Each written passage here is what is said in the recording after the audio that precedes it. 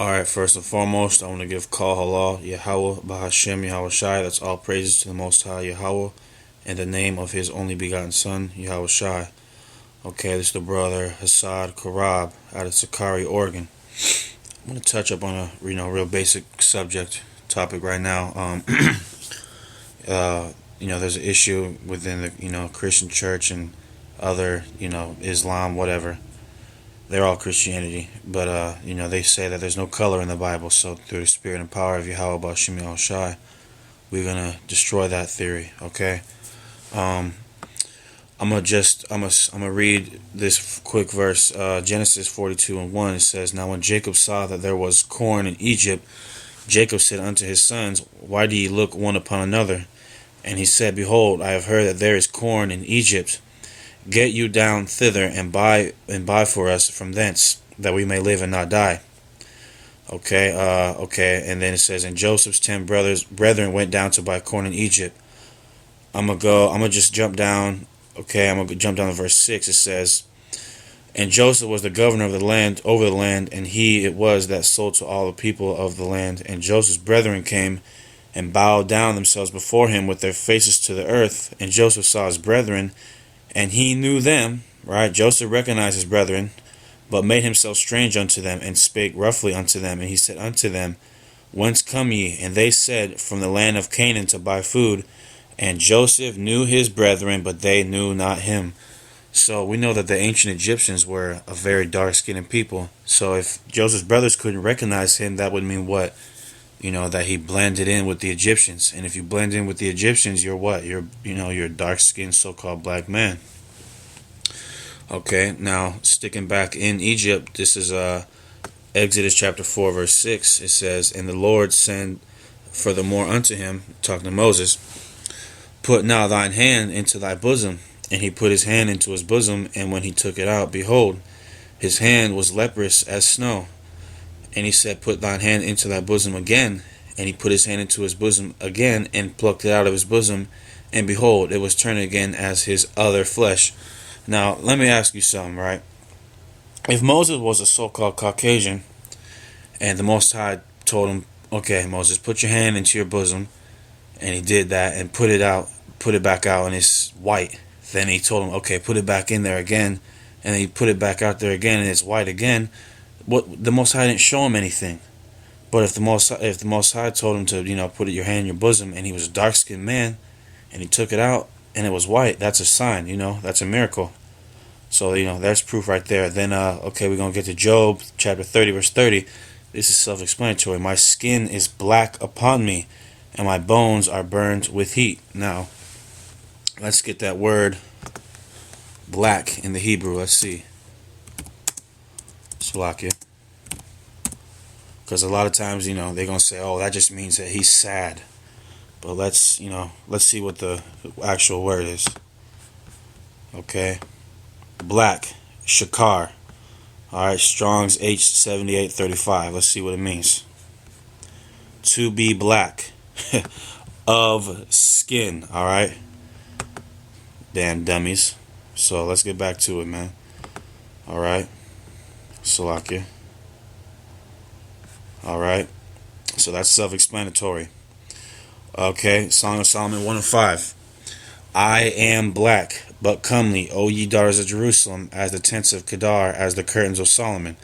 And that same word for black right there is, again, shakar. What does it mean to be black? And then in parentheses, of skin. Alright. Now we're going to get to the book of Daniel, chapter 10, verse 5 and 6. This is a prophecy about, the man who the world ignorantly calls Jesus Christ, real name Yahweh Shai HaMashiach. It says, "Then I lifted up mine eyes and looked, and behold, a certain man clothed in linen, whose loins were girded with fine gold of Uphaz.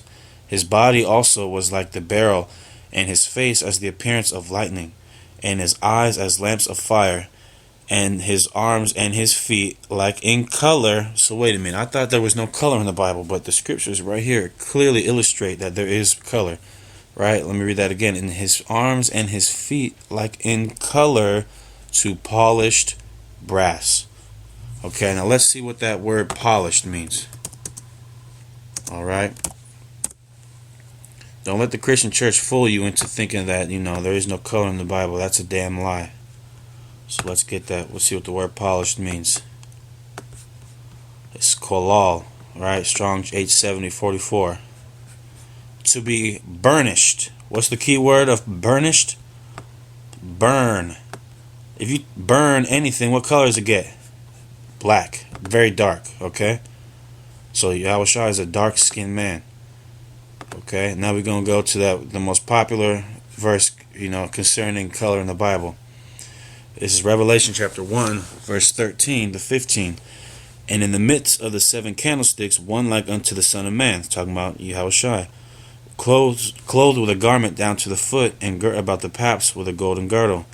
His head and his hairs were white like wool, as white as snow, right? So he had white, woolly hair, okay? And his eyes was a flame of fire, and his feet like unto fine brass, as if they burned, right? Burned, if you burn anything, it's going to be what? Dark, as if they burn in a furnace. If you ever put a pizza in the oven too long, and you burn it, it turns what? Dark brown. And if you put it in there for too long, it's going to turn black, right? And his voice as the sound of many waters. Okay, now Jeremiah chapter 14 verse 2. This is going to prove that the Jews themselves, not that they're black, not them so-called Jews in Israel right now, because they're not the real Jews, right? And we're going to prove it. This verse proves it. It says Judah mourneth. Now let's stop right there. Judah mourneth. Are the Jews in Israel mourning right now? Hell no. They run the world. They run Hollywood. They run the banks. They control the media. They're the richest people on the earth. They're not mourning. But the so-called black man in America is mourning. The so-called black man in Haiti is mourning. The so-called black man in Jamaica, Trinidad, they're mourning, right? You'll see. And the gates thereof languish. They are black unto the ground. And the cry of Jerusalem is gone up. Now let's see. Let's see what that word is in Jeremiah 14 and 2. For that word black. Let's see, because they're going to say, oh, that just means they're black. They're sad. Man, that's a goddamn lie. Let's find out. Qadar, black. Qadar, Strong's H6937. What does it mean? To be dark, right? Of course, it says to mourn, but to be dark. Okay. To darken, to grow dark. So it's talking about their skin color, man. Okay. Now let's get this final verse. Again, this is the real, just a few scriptures to cut that, that so-called there's no color in the Bible theory, right? This is concerning Paul, right? This is Acts chapter 21, verse 37. And as Paul was to be led into the castle, he said unto the chief captain, May I speak unto thee? Who said, Canst thou speak Greek? So when Paul was trying to speak to this dude, the dude said, wait, you can speak Greek? Right? Art not thou that Egyptian? So he's asking him, wait, how can you speak Greek? Aren't you that Egyptian? So, and what color are the ancient Egyptians? They're so-called black people, okay? So it says, which before these days made us an uproar and led us out into the wilderness 4,000 men that were murderers.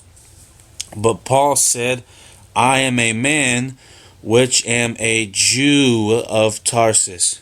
Okay? So he was a Jew and he was black. So, again, this is the real quick, easy cut for the no color in the Bible theory. And, with that, I'm going to say shalom.